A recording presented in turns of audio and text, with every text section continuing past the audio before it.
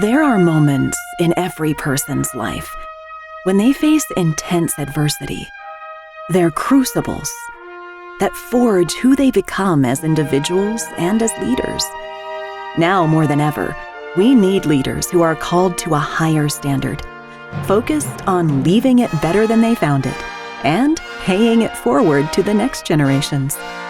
Now, let's join Fire Chief Randy Brugman as he speaks with leaders from all walks of life, as he explores and learns from their personal journeys and the crucibles that have forged them into better leaders and better people.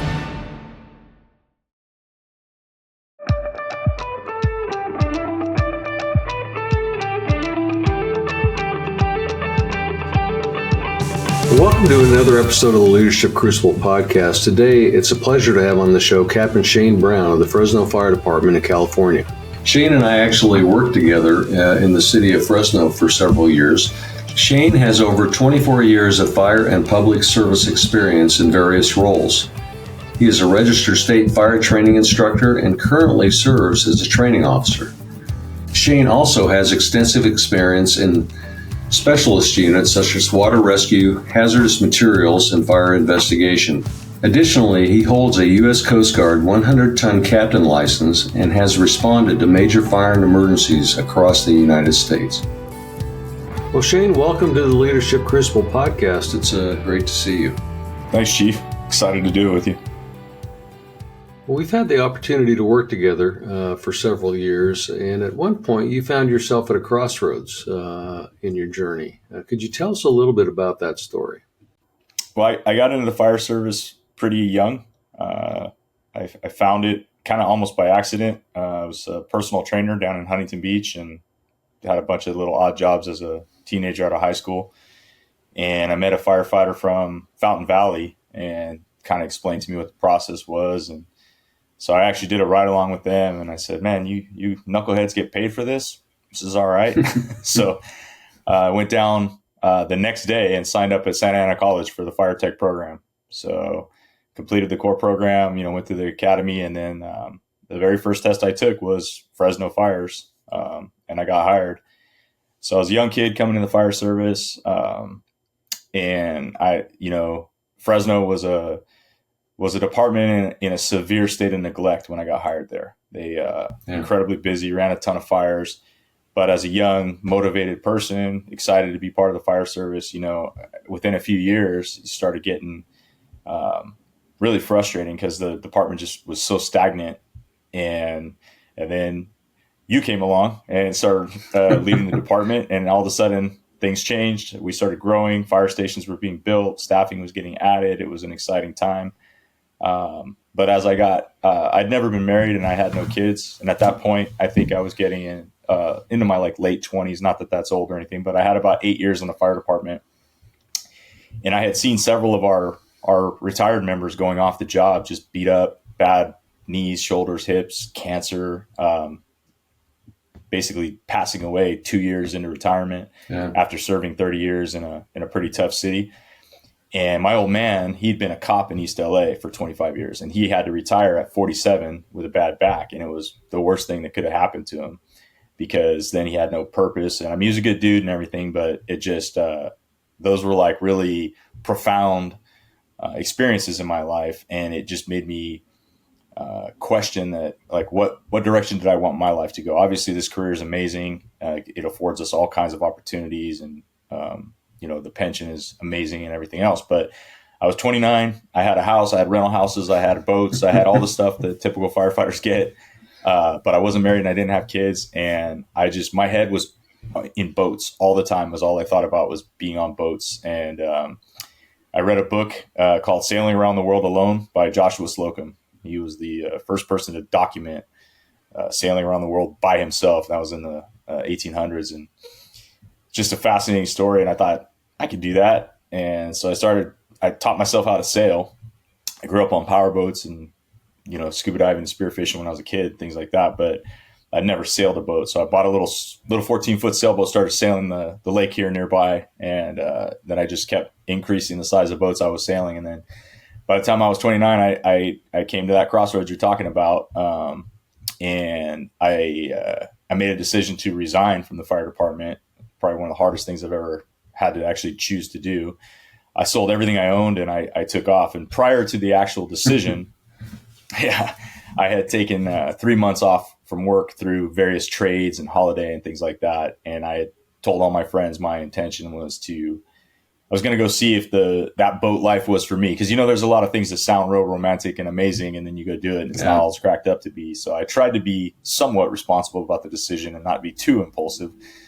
But I mean, I think that first month I was gone, I just was like, man, I got to try this. I got to see the world. And so I was scared to death. I think I hit you up on email and asked you if you had a minute to talk. And your door was always open to your people. So you said, come on down. So I drove down to headquarters and I came into your office and talked to you and said, here's what I'm thinking. And I'll never forget, you just had that smile you always have and said, hey, I think it's awesome. Like, you tremendous guts, and you wished me the best and said, that if there's anything in your power if I wanted to come back, I believe you had your administrative assistant look into it. And basically with the city charter, the way it was, you said, hey, you got about 2 years to come back. So, and that's, and then I think within 5 days I was on a plane to Key West and I started sailing a catamaran, and then I was gone. Well, I remember the discussion that we had after all these years, and I could see the passion in your eyes and the reason why you needed to do it. And so could you tell us a little bit about the journey that you've taken? I mean, you were a shipmate and a ship captain, traveled the world, so to speak, and just tell us a little bit about that journey. Well, it's funny, Chief. It's the double-edged sword that the fire service provides to us, that comfort that every 2 weeks, that I joke with the guys nowadays, right? That magic fairy drops that paycheck in the bank. You don't even think about it. And whether you're at work or not. And so, I tried to be as realistic in my mind as possible when I left. But that first year was definitely incredible. I mean, I started to see things, because up to that point, I hadn't really traveled too much. I'd worked since I was a teenager. And I didn't grow up in a family that really traveled. So I think the extent of my faraway travels was a few trips to Mexico. And, so that's not really seeing the world per se. And so the next thing you know, I'm on this catamaran sailing through the Caribbean. And I spent the next 2 years basically sailing the entire island chain of the Caribbean from Florida all the way to South America. And then I spent various weeks and months in different places that I really liked and met, lifelong friends. And it just expanded my thought process, my view of the world. It made me really understand how good we have it here in California, and, specifically even like this career. And that was something that I was struggled with, because I missed being a firefighter. I loved working with the people that I worked with, because this fire department is so busy, and the bonds that I have with the people I grew up with here, I mean, they are my family. They're my brothers. They're my blood. And so I missed a lot of that stuff. And, when they suffered, I suffered. We all stayed in contact. But it was in 2008. So, internet wasn't as prevalent as it is now. So I actually had to go into the town and go to an internet cafe and pay a few dollars to actually get on the internet and check an email. And of course, these jerks were sending me, inappropriate stuff, all that stuff, of course. Just playing. Typical firefighters. But no, it was good. And, but yeah, I mean, as when I first took off, I didn't have any designs on becoming a big boat captain, or I didn't even really know what I was going to do. I had money in the bank from real estate. And so I tried to be not reckless with money. But that first year that I was gone, I didn't really work. And it was funny. I read a bunch of books I always wanted to read. I mean, just things, like War and Peace, random things. I would buy all these, it was like the Barnes and Noble days, I'd go and get all the classics, I guess, stack the boat full of them. And then at various places around the world, these marinas would have book exchanges. So I would read all these classics. Mm-hmm. And as I did more and more of that, as I traveled more, I started kind of recognizing that a purpose is probably the most important part of a person's life, is having a purpose. And I started to quickly start feeling like I didn't have a purpose, because I no longer was part of a high functioning team in a fire department. I was by myself essentially most of the time on these boats, So, here I am sailing in a paradise and what everybody wishes they could do in these turquoise waters and palm trees and, turtles as far as you can see. I mean, the whole, just like a movie, but I'm by myself. There's nobody to share it with, And so those things were really big lessons as a young guy, to me, where I was like, okay, well, I don't want to be just this drifting along the ocean, aimless, with no real purpose and no contribution in life. So I actually had left. I was kind of bebopping around Venezuela, Grenada, Trinidad, and Tobago for about 6 months. And I started sailing west. I was going to go to Panama, to San Blas. And I had looked out on the charts and I saw the island of Curacao. And I said, I'm going to go check out Curacao and then hit Aruba and then go on over to Panama. Well, on the way, I was passing this island called Bonaire. And I saw the island off the port side of the boat. And I was like, I'm just going to sail over there for like 2 days and check it out. And then I'll go on to Curacao. Well, I ended up staying on that island for 9 months. I've been back there 6 times. It's one of my favorite places in the world. And when I got there, I actually became a dive instructor, which wasn't on my radar. And again, you think, it sounds like a glamorous lifestyle. But that whole time, I'm just like, yeah, it's great. But that purpose, I didn't still have that same fulfillment. So after all those experiences, you talked about purpose. So what brought you back? As I've gone through this journey, I'm 46 now. And I've really gotten into like neuroscience in the last year and a half with mental health, with fire service. I've really involved in all that. I've gone through my own stuff that I've been navigating those. And when I walk it back to that time frame in my life, I was in my mid 30s. I think I was about 35, 36. And I started going, okay, I've been on the seas, playing pirate, because that was the nickname the guys gave me, of course, for 5 or 6 years at that point. And I'm thinking, what's the long-term look like? Do I want to go back to a career? I had more or less settled in Catalina because it was a great spot for me to live in Avalon. I could work, make enough money. And so I kind of like throughout my year, I would work all summer, basically from late spring until early fall, deliver yachts from early fall to late fall. And then in the winter, I just go wherever I want in the world and do, and I had a sailboat I was living on. I bought a 36-foot Islander. So I was living on that in Avalon Bay there. And I could have got a full-time job. I was actually, I joined their fire department over there. Avalon has a little fire department, and they're mostly staffed with reserves, just people in the community. So I said, yeah, I'll come help you guys out, So I think most of the calls they run are golf cart crashes, but, so I was like, I think I have enough experience to help out. But it was great, and great people over there, and it was cool to still be part of the fire service. But there was a little bit of that, I'd go and I'd get to play with all the tools, right? Throw ladders, swing tools, whatever. And then Long Beach Fire has the big fire boats, and Long Beach was right across the San Pedro Channel. So I started thinking, maybe I can get rehired with Long Beach. I'm 35, 36. I'm still strong enough and mentally tough enough. I can go through a rookie school, do the probationary period, and then earn my spot on the department. And I can still live in Catalina. I'll just go back and forth across the San Pedro Channel. Way too good, right? I'll retire driving a 300-ton fireboat. How cool is that? And then around that time was when Captain Pete Dern went through the roof up in Fresno. And Captain Dern was one of my first captains, one of my mentors, my role models, choose the word.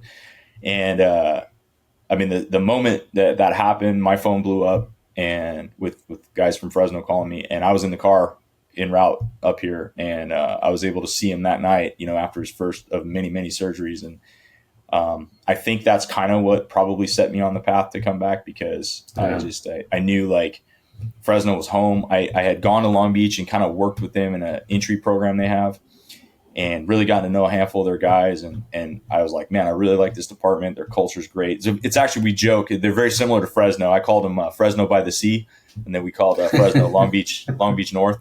And so, so I felt like I would fit in Long Beach and I could earn my spot, but Fresno was home. I felt like that. And then I would have these long conversations, especially after Pete's accident. I'd go to the station. Station 3 was always my home. That's our flagship in Fresno. You know it well. Yeah.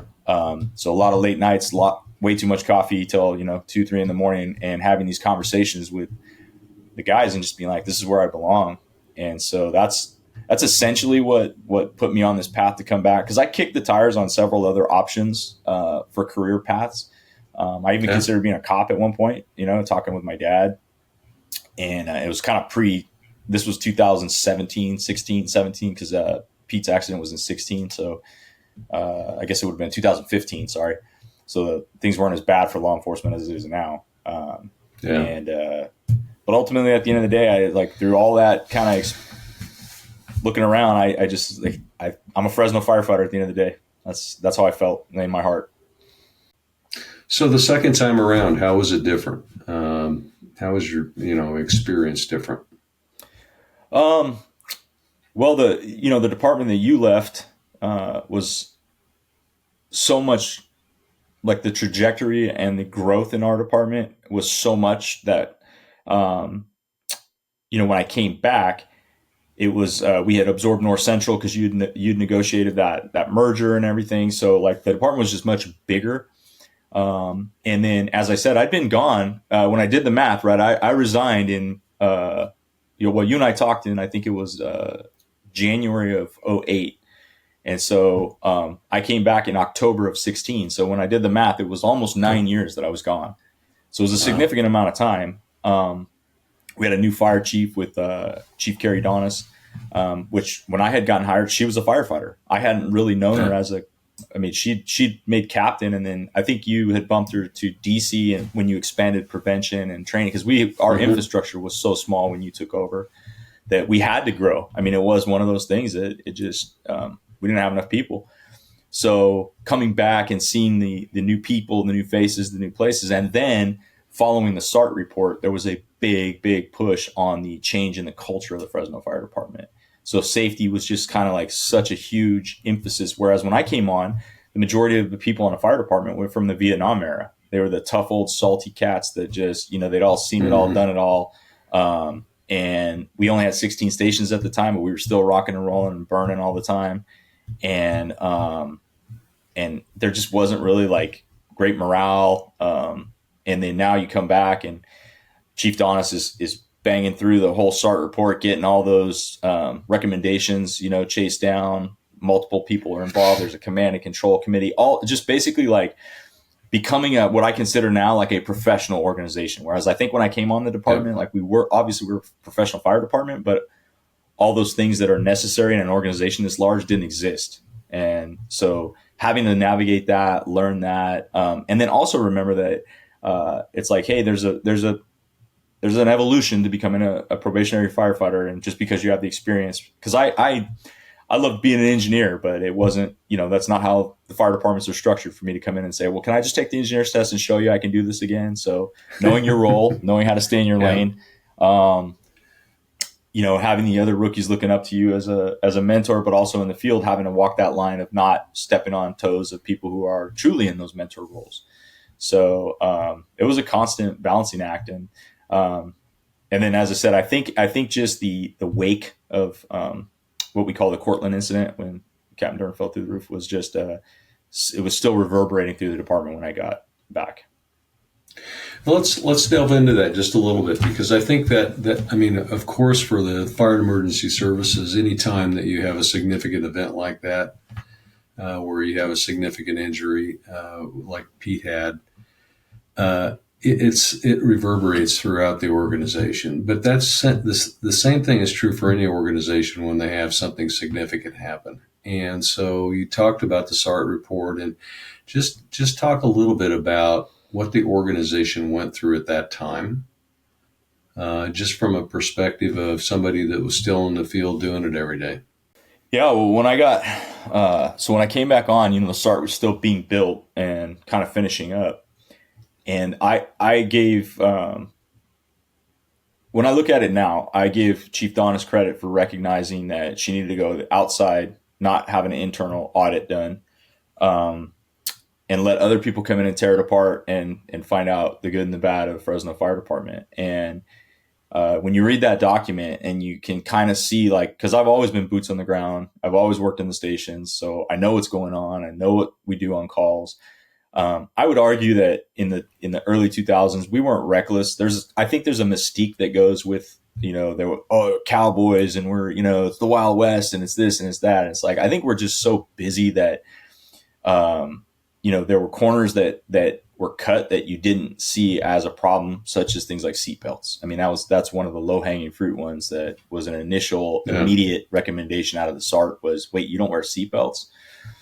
And, us in the field, like, of course not. You know how busy we are? We run fires. All the firefighters in the back have to get dressed out because we got to be ready to rock when we rock. I mean, we had this, what I believe to be an impassioned belief. We weren't doing it because we're trying to be cool. You know, that I would argue that wasn't anybody's intent, because I wore a seatbelt in my personal vehicle. It's not like I was not doing it on duty kind of thing. You know, it was, we believed that it was a necessary part of delivering that emergency service correctly.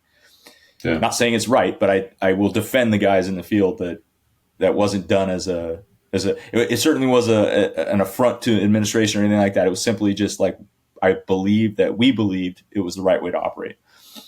Radios was another big thing that came out of it, because, you know, even when you took over, firefighters and engineers didn't carry radios. Captains carried radios. I wasn't, if I was dragging hose, I don't have time for that. Right. Like you deal with that. That's why you want to be a captain, that kind of silly stuff. And nowadays, every single person on the fire ground has their own radio with their name identified. So when you key the mic, you actually see their name. Yesterday during the 11-month test, the kids, one of the portions of theirs is to activate a Mayday, and to find, as they go through several evolutions, they also recognize problems and relay that information to their captain to make the scene safer. So that Sart report was, I think, painful, but necessary for the growth. I think there's I think the good that came out of it far outweighs any of the negative. And I think that negative stuff we can still kind of course correct on, because, there's always in my opinion, there's a tendency to overcorrect when something like this happens.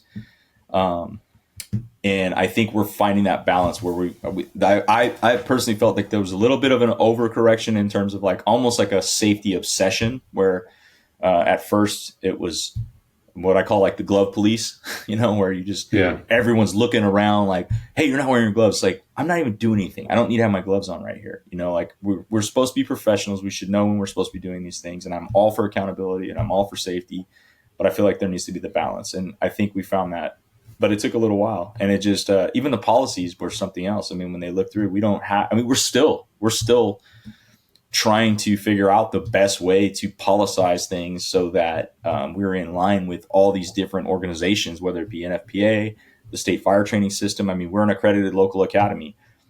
So when we test our individuals, we've got to try to follow the state's protocols. Well, the state is currently in the midst of changing that. And so that's my responsibility as a training captain, to stay up with what they're doing.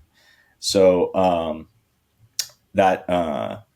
think the overall feeling in the field that I saw day in, day out was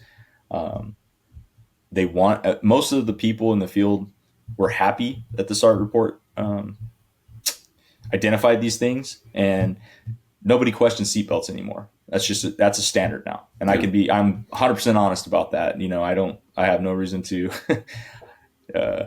gloss that over. I ride in the engines all the time on the weekends, and engineers are great. They won't even pull the rig out if there's alarms now that show who's not belted, and they'll stop the rig and be like, hey, I mean, even to me, like as a captain, it's 3 a.m, I'm trying to get my glasses on and wake up, and they're like, hey, Cap, your seatbelt. Oh yeah, hey, you got it. So there's that up and down accountability now that I like to see. So for our audience, because we're outside of the fire service, I mean, we have general practitioners that listen to us. So tell us or give them a little background of what Sart means. So the Sart report in the fire service context is a serious accident review team. And so essentially what our fire chief at the time did was, we had this accident. So a fire captain was assigned to ventilate a roof, which is to cut a hole, and that'll let superheated gases, smoke, and everything exit the structure. It's supposed to improve visibility and survivability within the structure for both the fire attack team and for anybody that might still be in the building, like a civilian.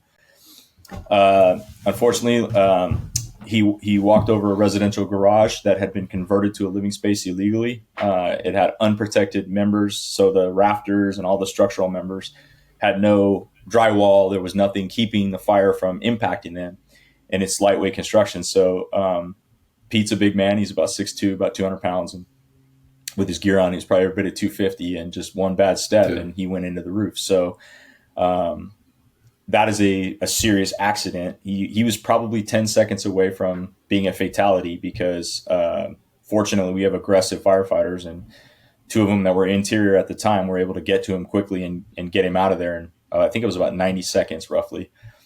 And so, but in the aftermath, the Sart is our chief kind of sent out the call, the calling all cars. Hey, I need help.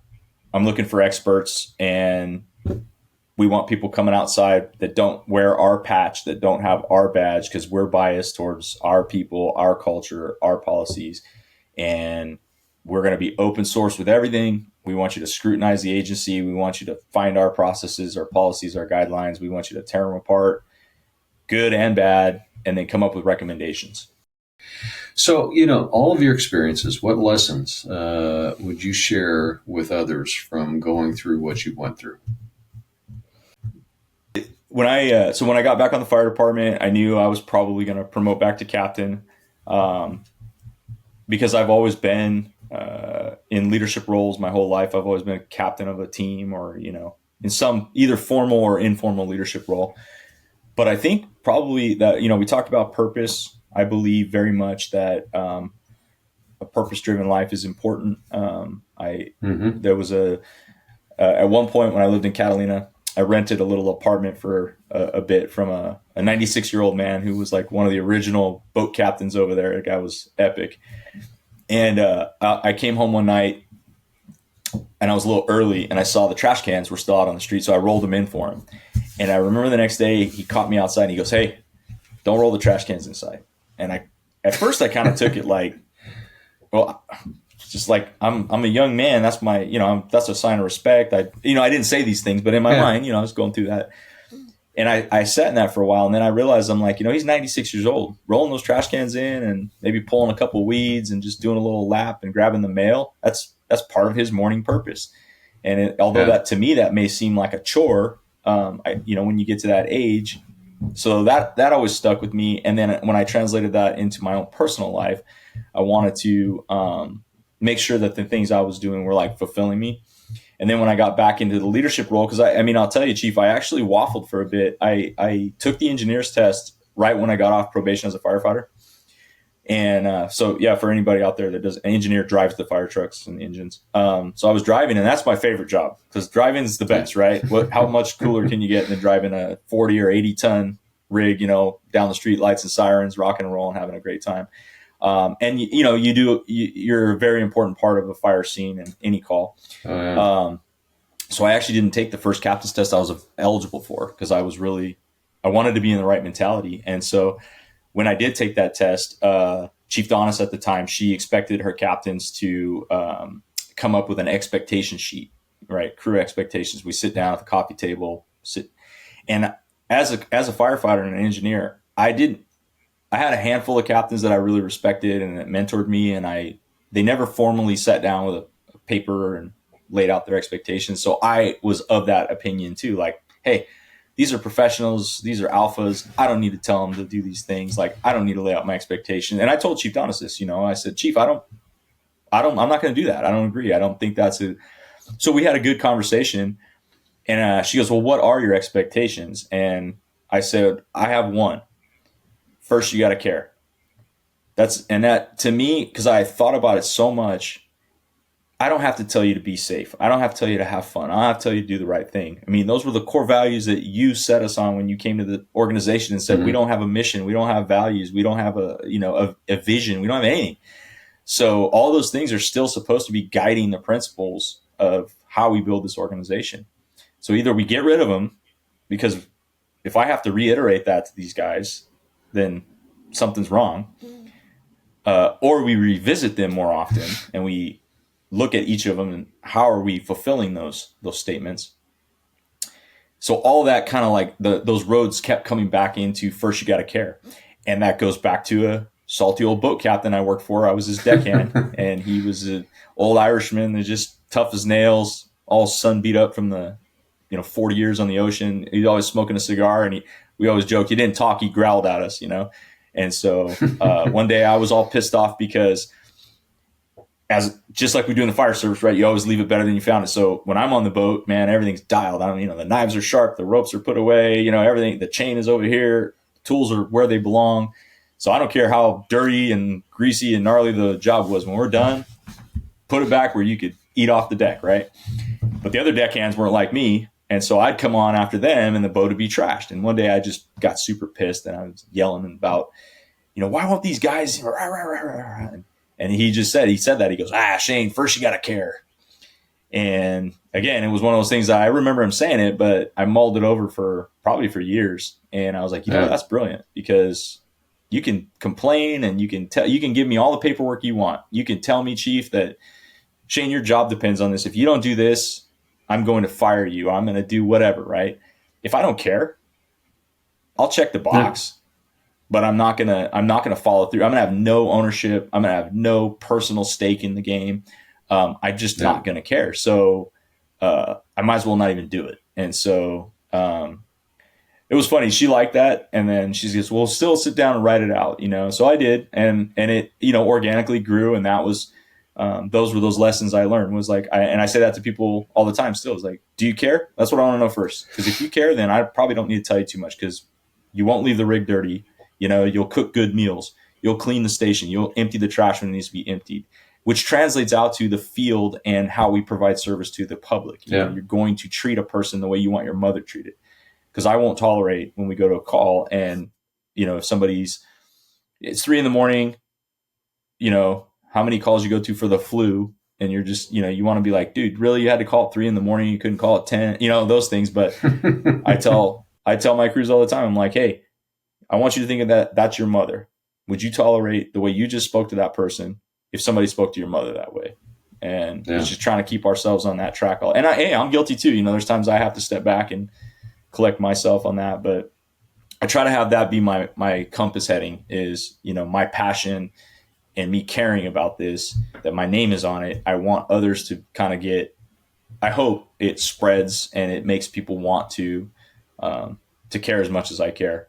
And then from that, just, having the ownership, being involved with the organization, trying to learn. Another mistake I made early on in my career was not understanding the administrative side of the job. You get into the fire service, and I think even probably in any company, you come in whatever division you're in or group you work for, and you kind of only have your little piece of the pie. So you don't really have the global perspective. So go back to traveling the world. Well, that opened my eyes to tons of stuff. So I know how good, I know we have this mass exodus in California. You hear it all the time. Everybody wants out. And I'm like, man, I've been around the world. It's pretty good here. Like, plenty of problems. I don't disagree with that, but I've also been in some places that are pretty rough. My wife's from Brazil. You want to talk about some stuff? I guarantee you she's got an opinion. So that goes back to checking your ego. It goes back to, like, in the mornings, are you great? What are you grateful for? Start your morning off with that. Give yourself 3 things to be grateful for. It could be as simple as, I'm grateful I woke up this morning, or it could be, I'm grateful I have a roof over my head. You can really pinpoint those things down. And because when you wire your brain that way and you get yourself in that mental state of like, hey, I'm fortunate. This is all, I know I'm going to be in the fire service a long time now. I kind of joke around. I already had a 10-year retirement, right? So I'm going to try to be that salty old training captain wearing the Class A hat, yelling at rookies. But everything ends, everything's cyclical in life. So, like, give it your all wherever you're at. Don't just survive, And the other thing too, it's like, people always say to me, like, man, don't you regret? Because if you would have just stayed in Fresno, your seniority would be great. Because we look at the seniority list. If I would have stayed as in the firefighter rank, I'd be number 2 out of 140 right now, And in the captain rank, had I stayed in captain rank, I'd be in like the 20s. Had I stayed in the engineers, I think I'd be number 7. And right now I'm number like 78 on the captain list, or 75, And I was like, yeah, but those 9 years gone changed me so fundamentally that I might be some bitter jerk working out at one of our slow stations, just complaining and being a miserable person. And so, I could go on and on about that stuff, because I just think it all distills back to, like, first you got to care. Well, I think that's really excellent advice. The one thing that I've always appreciated about you is you always have had a growth mindset. You're always looking to improve yourself. And I think that's why you took the 9 years and went off on your exploration. Yeah, it's funny because like there's times when I think it's just because I'm crazy, but I think as I delved into this neuroscience this last year, I think that's exactly what is subconsciously driving me. It's just a natural curiosity. I try to be open-minded. I try to keep ego in check. I'm confident. I always when I train my firefighters or get people prepared for the captain's test. I've never, I've always respected rank. Like, when you were the fire chief, it's not like I just come in your office and start ranting and raving, but I was never like afraid to speak to you. I mean, because you're a human being, right? You got a bunch of gold, but you're a human being. And so I would hope you want a young lion that has all this energy that wants to do better and make it better. And that's what leadership is. It's like, you want to be the boss. Sometimes you got to like tame these lions or let them growl and roar and get fired up. So, looking back as a young guy and seeing the different like positive role models I had, the negative role models I saw, getting sucked into that negative mindset where you don't realize you think you're strong, but subconsciously like our mirror neurons start playing off each other because there's a natural affinity to want to adapt to the group you're around. So that growth mindset is a constant challenge because most people don't like change. So for me, it's like with my wife, we always joke, my wife doesn't like change, right? And so and she's just like, she calls me the Tasmanian devil, right? So she's like, Taz, don't change everything today. And I'm like, why not? Change is where we grow. Change is where we learn. Change is, that's what challenges us, gets us out of our comfort zone. That's why I do a sauna. And when I want to get out, I do 5 more minutes, because if I can suffer through 180 degrees for 5 more minutes, I can overcome whatever. I do the ice bath. Well, I'm supposed to do 3 minutes. I do 10, and it's just, because if I can get through those uncomfortable things, then everything else is easy in my mind, so. And then just approaching it. I finally got back to school. I'm trying to get into a master's program now for organizational leadership. I've finished up. I'm in the state fire training curriculum now as a instructor 2 and 3, registered and all that good stuff. So, I hope that's the next phase of my career, is to start trying to pass some of this on. But while I do it, I'm growing, I'm learning, because every time I do these things, I come away from it because there's somebody in your class that teaches you something. And, usually it's more than one person. So just not being stagnant, I think, is really important. And I think it's, turn off the news. Don't get into the negativity of what's going around. Don't let the divisiveness of what's happening influence you so much. Because, man, I've really, really been shocked with how much of that has happened in these last few years post-pandemic. Oh, yeah. Yeah, it's incredible how social media has influenced the divide that we've seen in the country and experienced in the country. Yeah, and I have good friends that it shocked me how susceptible they had been to some of that parasitic mindset of just, like these, I think it's Gad Sad that calls them the parasitic mind pathogens, where, it's just like they start believing some of this stuff, and you're just like, man, go travel. Go, like, most people are good. The world is cool. There's a lot of cool people in this world, and there's some horrible stuff going on in the world. I mean, we have it really, really good. And could it be better? Absolutely. We should all be trying to make our little backyard better, worry about yourself. But everybody's so worried about what's going on one state over or 10 countries over. And it's like, what are you doing in your own backyard? Are you taking care of yourself? Are you taking care of the people around you, the people you can immediately impact and you really truly make a difference on? Or are you so worried about something artificial? And that goes back, I think, to a lot of that, what you're saying with the social media, the separation of we don't care about each other the same.